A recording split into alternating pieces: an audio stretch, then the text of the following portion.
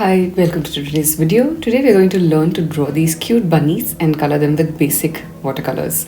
I'm using Brustro Sketchbook and a Sharpie, which is a black marker. You can use a pencil or any other pigment liner to draw along with me. I'm using a Sharpie here because it is much clearer on the screen visible for you. The details of all the art supplies that I'm using is also mentioned in the description box. When you draw something, don't worry about perfection. The most important thing is to just have fun. If the face of your bunny is bigger than the body, it is totally fine. In fact, it will make it look much cuter. This is another reason why I prefer drawing with the pen directly, because it also helps me to create very unique cartoons.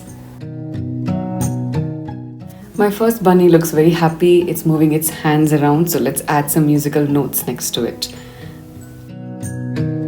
You will notice that I use very simple shape of U to create the hands and the legs. So if you want to create any other pose, you just have to create the U's in various directions. So for my second bunny, I'm going to draw one with hands on its face and possibly just sitting on top of the grass and dreaming.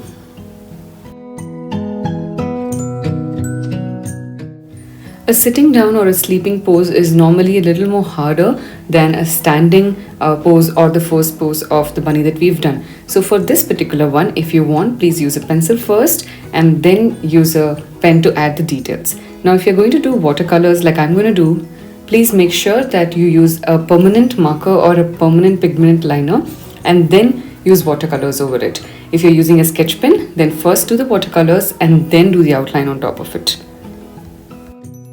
I'm using the Camel artist watercolor set, which is of 18 colors. And if you're a beginner and you don't have a lot of art supplies, just pick up whatever you have with you, whether it's watercolors, whether it's crayons, whether it's oil pastels, and then just fill in the color and have some fun with the artwork. Ideally, for watercolor painting, you will need 300 GSM paper, which is a very thick paper because it requires to take in that much of water that you're going to be using. This sketchbook is only 180 GSM, which means we need to use very less water. So if you don't have 300 GSM paper, don't be discouraged. Just make sure that you don't use a lot of water when you're painting. So to make sure that you don't use a lot of water, just take your palette, mix a little bit of the color on top of it, and then just pick up that color and paint on top of your painting. Don't use water to move around your color. Instead, go back to your palette, pick some more color and then move it around. So here what I'm doing is I'm just giving a smooth finish.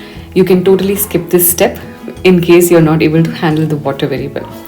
So now for creating clouds, what I've done is I've used very light black. So you can achieve this by using a little bit of water and very little color of the black. So you'll get a very nice gray.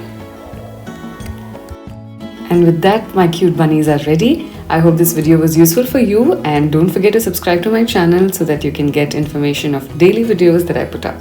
See you soon for the next one. Bye bye.